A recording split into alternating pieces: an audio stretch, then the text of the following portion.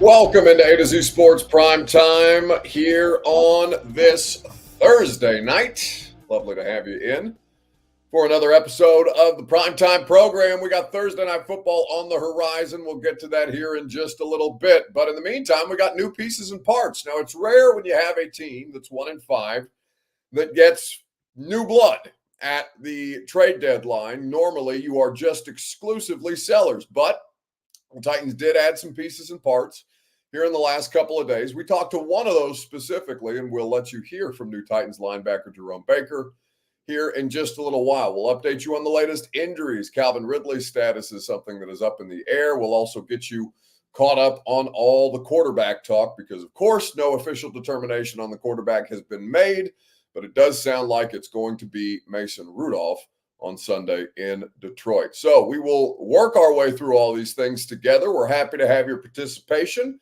no matter where you are live streaming the show tonight. Thanks for hanging out. If you are on Twitter, please retweet the show in the bottom right-hand corner of your screen. I'll do it with you right now. If you're on Facebook Live, you can share. You can share now to public. That's in the bottom left-hand corner of your screen. And if you're on YouTube or Twitch, please like the video, subscribe to the channel, and tell a friend to do the same while you're at it. Ronnie Sneed says at this point they have to be sellers to get as much draft capital as possible. Sure, and they've done so, but whether or not they are able to get buyers for the pieces that they are still trying to sell remains a part of the equation here. Jonathan Caverly says D-Hop, speaking in his first appearance as a Kansas City Chief today, said that he hasn't played much meaningful football in over 2 years. Ouch. I mean, spot the lie. He joined a franchise that was trying to maintain competitiveness. They were not able to maintain competitiveness and retain or sustain competitiveness, rather. And in fact, the Titans effectively failed DeAndre Hopkins. So that experiment is done. You move on, you rip the Band-Aid off, and you try and put this thing back together as much as humanly possible while you still can.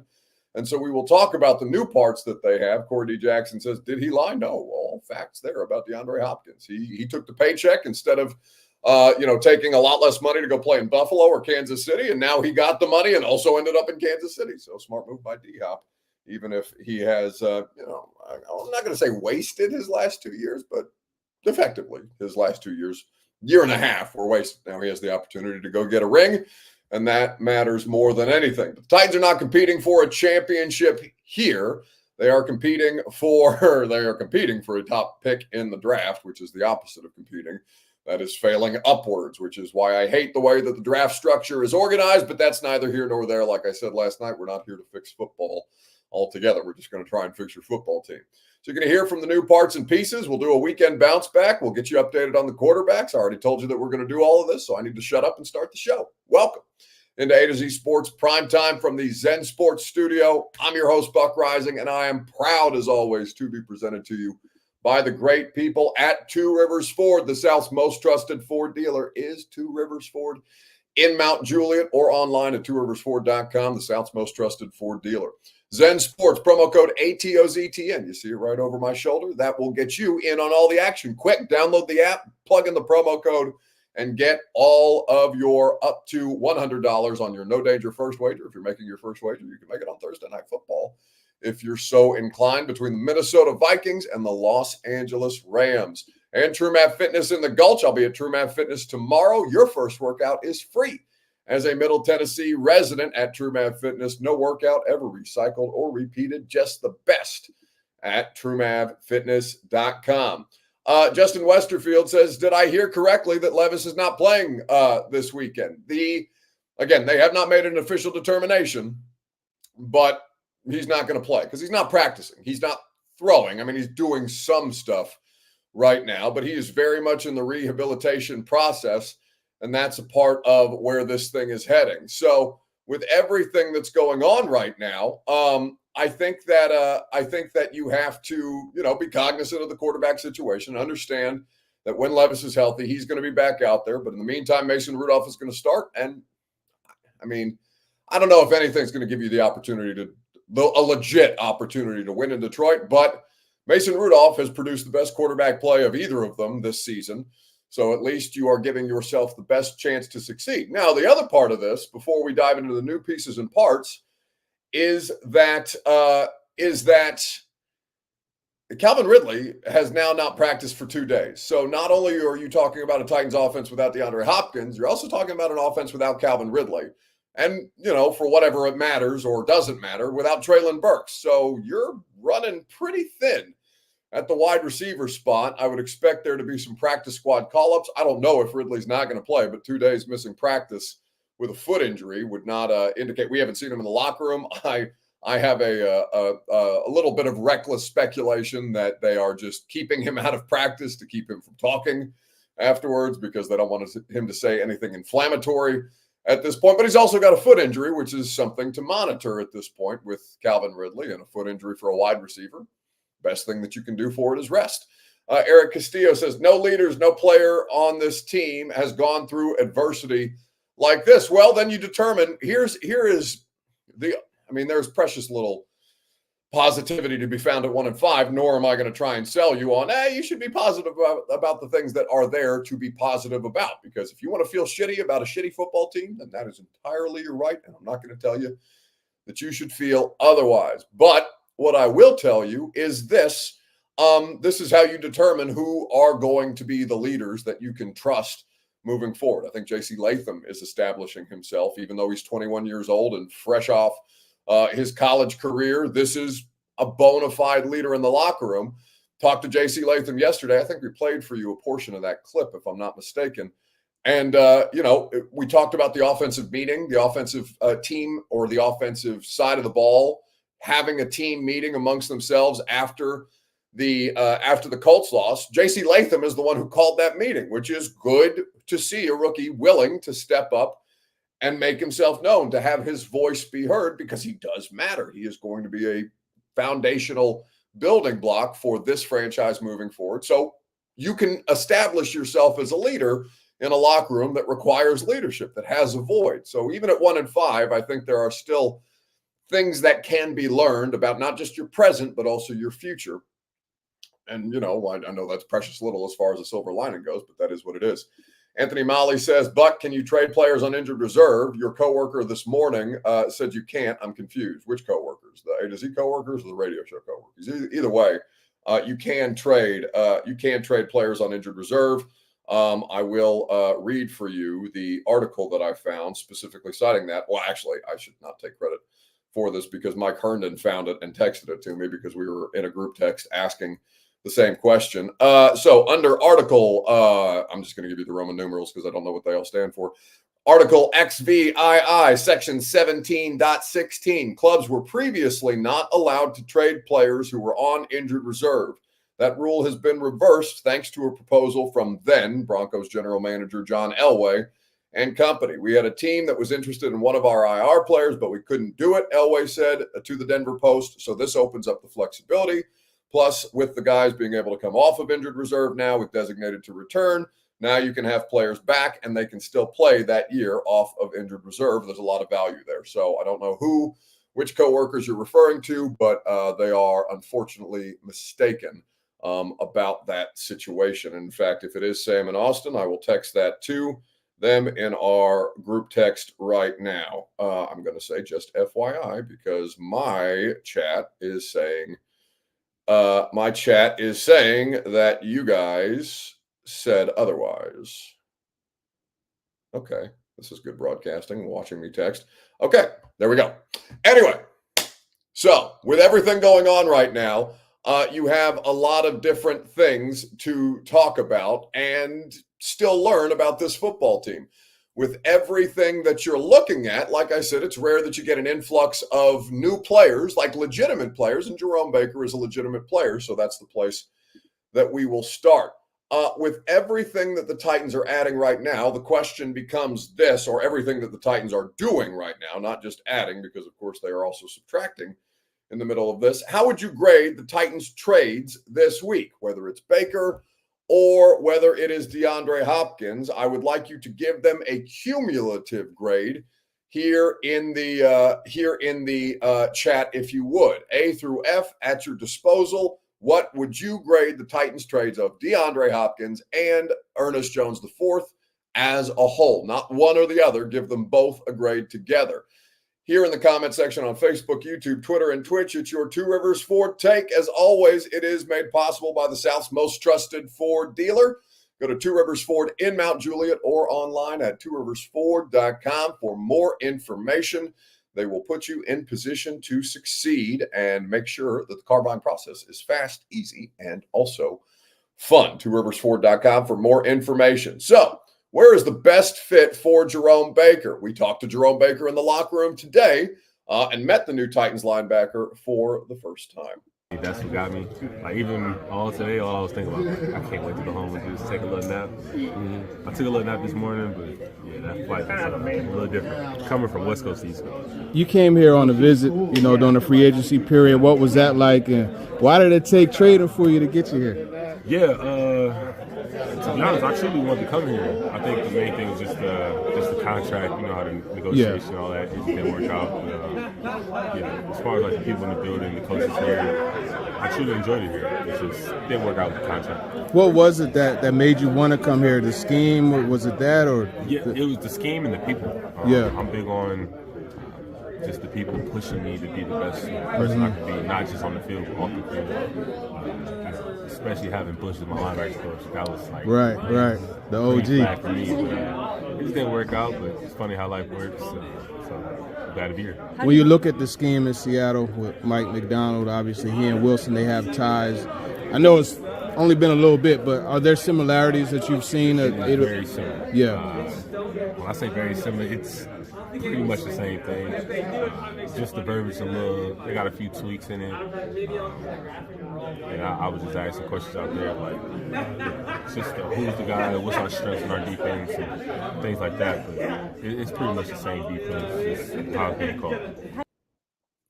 So that is new Titans linebacker Jerome Baker. Now, the trades, to relitigate them, if you are unfamiliar, Jerome Baker comes to Tennessee with a fourth-round pick for Ernest Jones IV. They're both on expiring deals, and that's Teron Davenport asking Jerome. He visited here in free agency. There was some thought that he might sign here in free agency, but they didn't get the money right. Now, he comes to a team. He goes from first place in his division to last place in his division with the trade. So he's probably not overwhelmingly thrilled about the situation, but he's still getting the contract that Seattle paid him. So maybe all is not lost, and there's still plenty of logic to extending Jerome Baker if you like what he gives you. Then there's the DeAndre Hopkins trade, which was also made official today after he cleared his physical. That's DeAndre Hopkins to the Chiefs for a conditional fifth-round pick that can become a fourth-round pick if the Chiefs are in the Super Bowl and if he plays 60% of the snaps.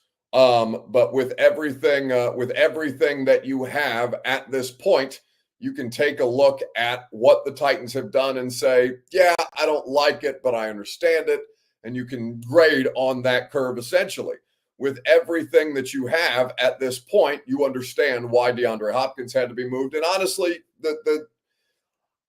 I don't think that I don't think people should. Adam Schefter had a tweet yesterday that really I fundamentally disagreed with, because it felt a bit tone deaf to me. And I'll read you that exact tweet. In fact, I'll pull it up because it was praising Rand Carthon for nailing this trade of Jerome Baker and Ernest Jones IV. But it was just over the top in the level of praise from Schefter, I felt. So what Schefter said after the trade was executed, and you can, assume, you can make whatever assumptions about who Schefter talks to or whatever. I'm not here to do that. I'm just here to read you this tweet as I scroll right by it after trying to find it. So Schefter says of Rand Carthon and the Jerome Baker, Ernest Jones trade. He says, this is how to make the system work. In August, Titans general manager Rand Carthon traded a 2026 fifth for a 2026 sixth and linebacker Ernest Jones IV.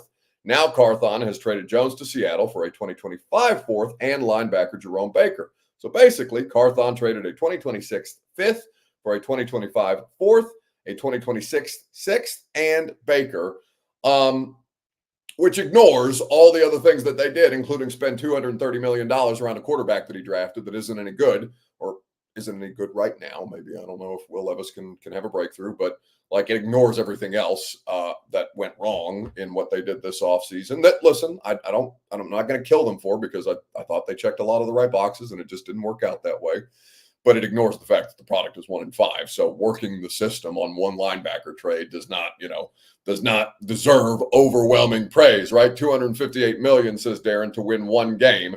I thought that was a bit tone deaf from Schefter, but Schefter's not a local guy and he's looking at it from a different perspective. So I don't want to kill Schefter for it. I just thought that nobody on a 1-5 football team should be praised. You know what I'm saying? Like, I don't think that you should go out of your way to savage them. And I don't think people are right now. I think people are just being honest about all the different ways that they failed here.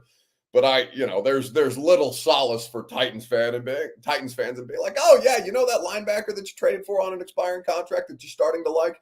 Yeah, they swapped him out and got a 4th round pick for him. Aren't you excited about that? And also got another linebacker that didn't want to sign here in the first place.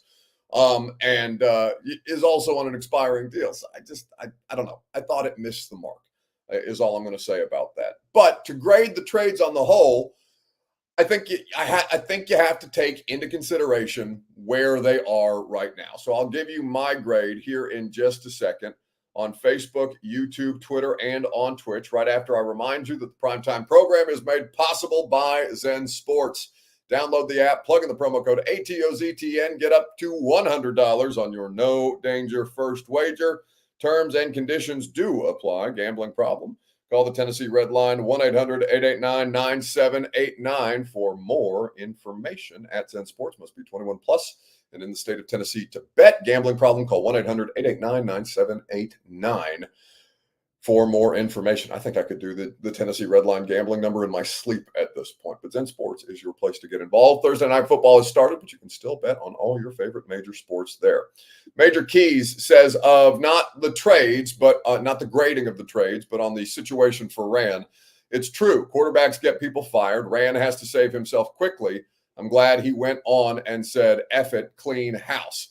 Well, he hasn't cleaned house. He's just moved 2 players that are on expiring deals. Hell, we asked Mason, we didn't. I didn't specifically. I didn't think to ask Mason Rudolph, but it was a smart question of Nick Suss of the Tennessean to ask, hey, have you given any consideration to the fact that you might get traded here? He's a solid backup quarterback. Teams are going to need solid backup quarterback play with 2 weeks left to go and more injuries probably on the horizon. Unfortunately, that's just the nature of the sport. You're talking about Quandre Diggs, Mason Rudolph, Tyler Boyd, all kinds of other players. And players who are on contracts. Like Harold Landry should absolutely be auditioning for the Detroit Lions to try and get traded for after this game on Sunday. He should go out there, try and kick Jared Goff's ass, and then hope and pray to God that Detroit calls Rand Carth on the very next day and says, hey, we'll give you something for Harold Landry just to get this thing kickstarted as much as humanly possible. There have to be buyers for this to be a full-on fire sale, because 2 players does not a fire sale make. With everything else that they're doing, though, how would you grade the 2 trades that they've made? I'd give them a C.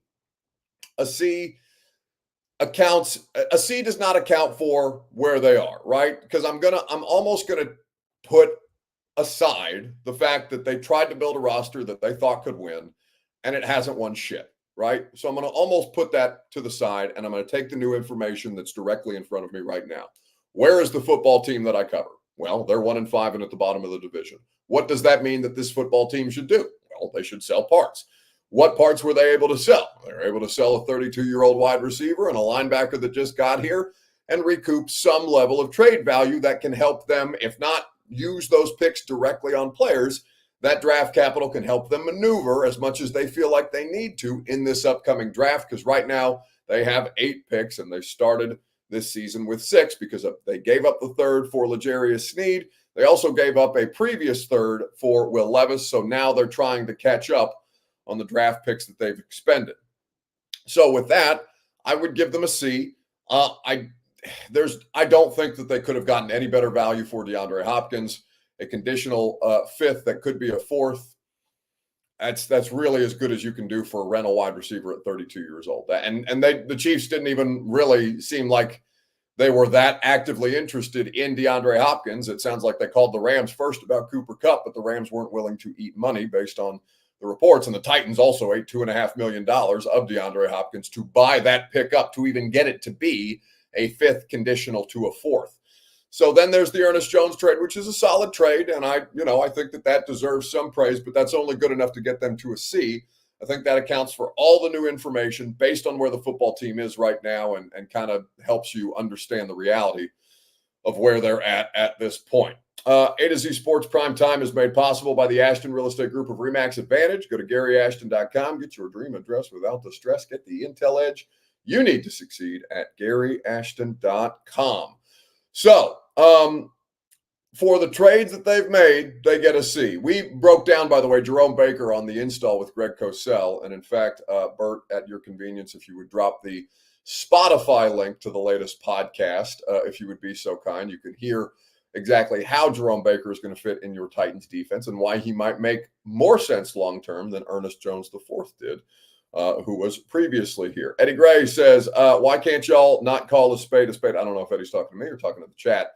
Levis crapped the bed and has almost single-handedly tanked this team. The team around him are structured well, as evidenced by our defense and point margin. What is point margin? Do you mean point differential? Your point differential is shitty.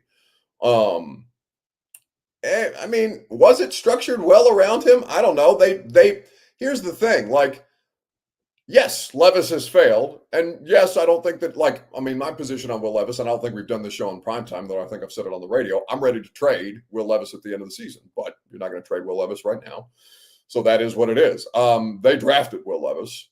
They decided they were going to spend all this money around Will Levis. So do I put it entirely on Will Levis that it failed? I put it mostly on Will Levis, but I also blame the coaching staff. I don't think the coaching staff has done a very good job. I don't think that they should have upsold you on how exciting. Or me, by the way. I bought into it too. Mea culpa. I've admitted that I drank the Kool-Aid this offseason. I shouldn't have. I've never done it before. I never do optimistic off seasons, and I did this year, and now I look like a fool for it. So that's all well and good. But yeah, I mean, the people who drafted the quarterback, that thought the quarterback was going to work and then spent all this money to build around the quarterback, definitely deserve some blame. So that you can't tell me that the thing was well structured when the thing that they structured it around was the most egregious thing of all. Eddie Gray says, adds, he lost the first two games. He gave the first two games away himself. Sure, but that doesn't mean that they're without flaws. The only reason that you're not harder on L'Jarius Sneed right now is because the quarterback is an easier target. The only reason that you're not harder on Calvin Ridley right now is because the quarterback is an easier target. The only reason you're not harder on Callahan and his coaching staff right now, because they have also failed. Their job was to come in here and elevate the quarterback. He was made worse. Their job was to come in here and maximize the passing game. The passing game is worse. They are a worse football team than the 2016 Tennessee Titans under the guidance and leadership, quote unquote, or I guess the 2015 Titans, quote unquote, of Ken Whisenhunt. They are a worse offensive football team than Ken Whisenhunt's football team. They deserve blame for that as well. So you can pin it all on Levis if you want to. I think that's I'm not saying that it's outright lazy, but it's just easier, right? It's easier to find one face and say, no, you're the reason that we're failing. It's just you. See how good things would be if you weren't here, because you did the same thing with Mike Vrabel. You did the same thing with Ryan Tannehill. And I'm here to tell you that the grass is not always greener on the other side. And I'm not saying that it wasn't right to move on from Tannehill or wasn't right to move on from Vrabel. Like, both of those things can be made the correct decisions, but you better be damn sure about all the things that you're doing before you start to upsell people on, oh yeah, it's going to be so much better. So I get the quarterback is, you are correct. The quarterback is the biggest issue. But they drafted the quarterback and they built around the quarterback. And they can't coach the quarterback up, which is all the things that they told you that they were going to be able to do this offseason. So don't move the goalposts for them. Don't let the rest of them off the hook just because you're upset that the quarterback didn't work out this way. Terry Anderson says, Callahan has more blame than Levis to me. Insane. It's the coaches. Vrabel isn't 1-5 with this team. I'm not here to do hypotheticals. I have no idea what Mike Vrabel would be with this team. I don't know, right? But it's easy to do that in your head, because Mike shouldn't have been winning 7 games or 6 games with the 2 rosters that he had in his last 2 years here. So just something to keep in mind. Levis got more opportunities than Malik Willis, but he should absolutely get the same treatment as Malik Willis. There should not be any differentiation between those two. He's gotten the opportunity to be the starting quarterback here. He got more of an opportunity to be a starting quarterback here than Malik Willis did.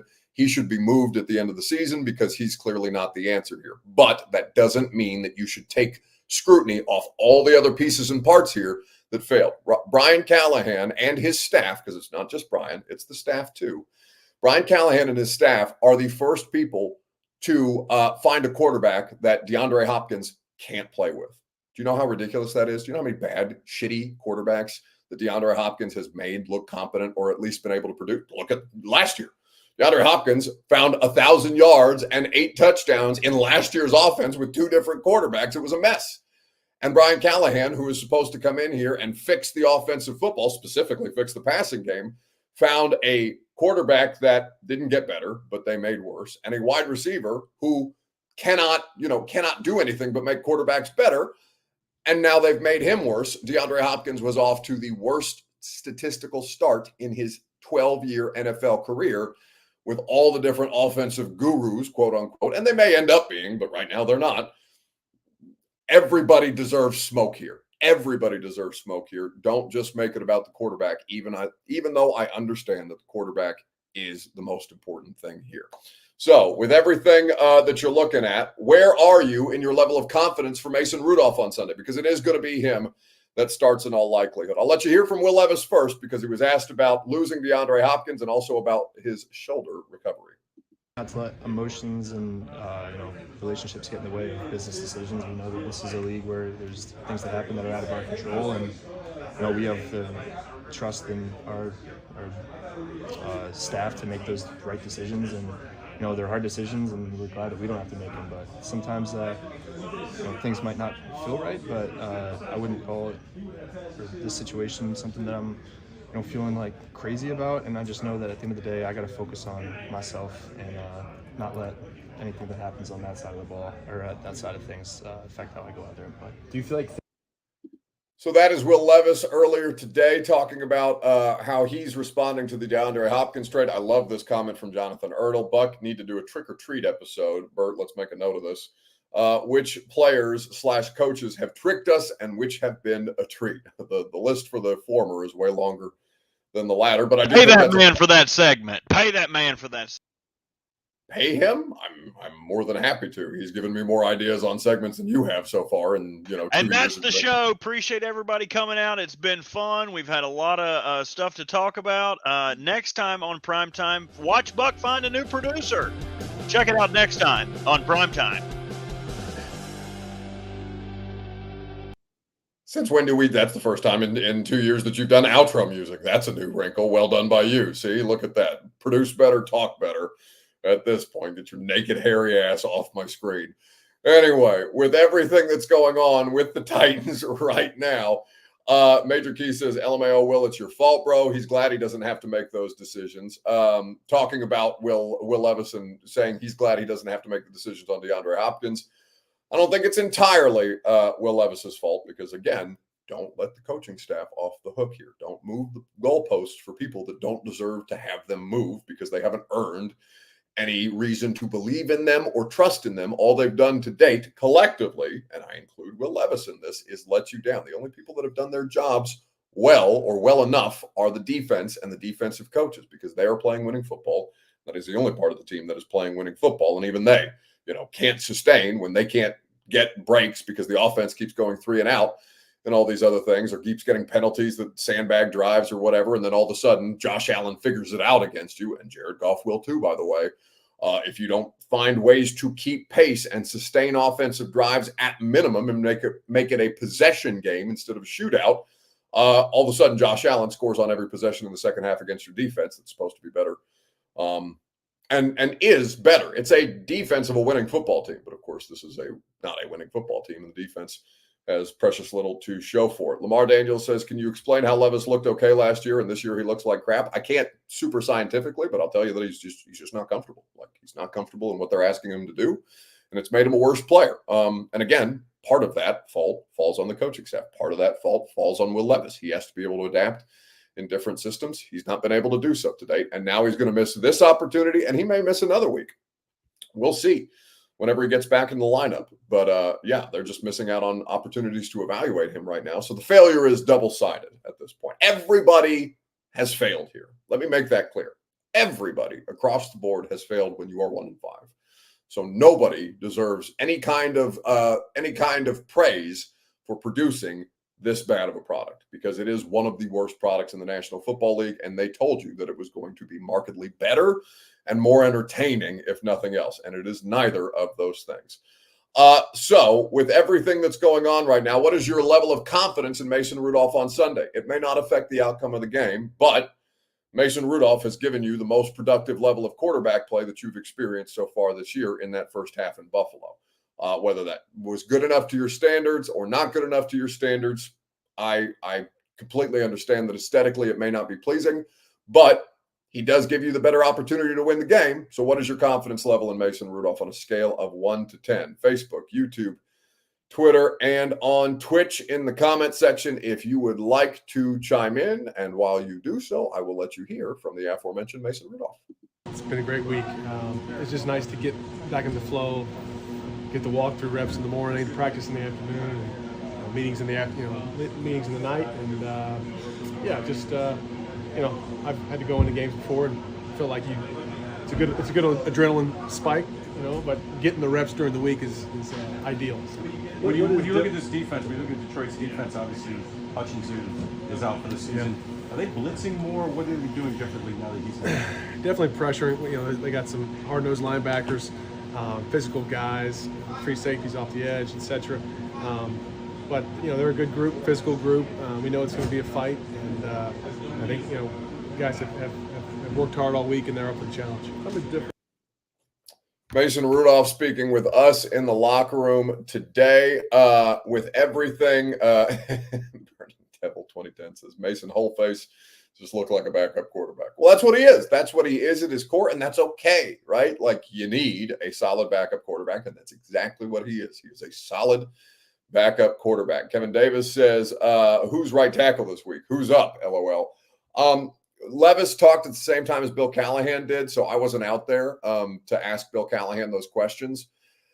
They signed Isaiah Prince, who has started games for the Cincinnati Bengals, so obviously Brian Callahan knows him. He wasn't very good, but he did start games. Jalen Duncan is going to miss this game, it sounds like. He's not practicing right now with an injury. Also, Tony Pollard volunteered yesterday that Jalen Duncan was not in the mix for the starting right tackle job at the start of the year because he was dealing with a hand injury at a training camp. Sorry, I'm waiting too hard on my desk and shaking the monitor.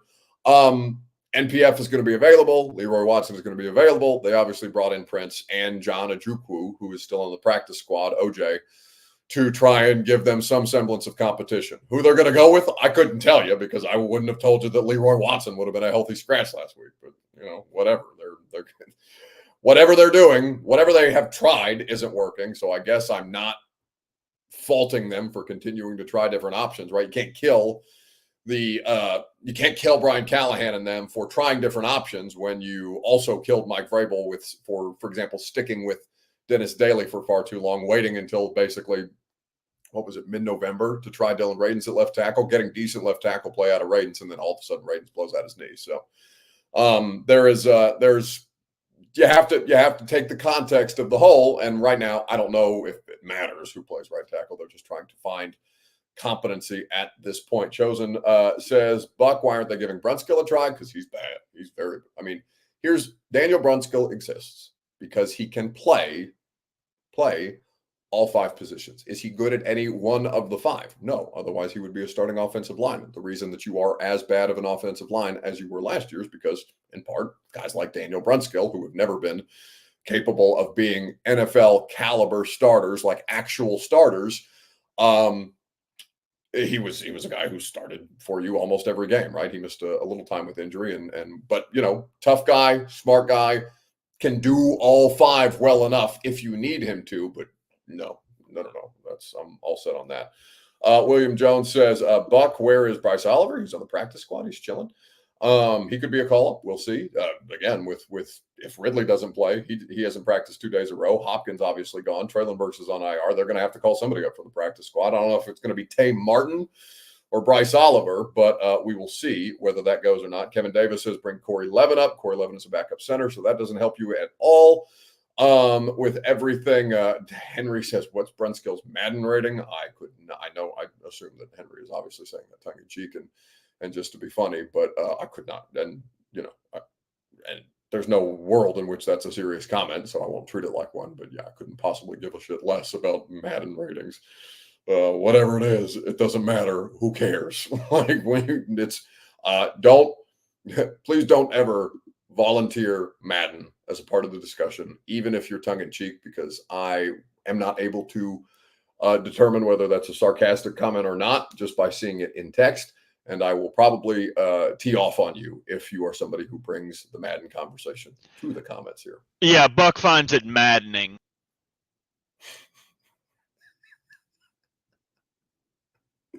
Damn it, I hate when he's funny.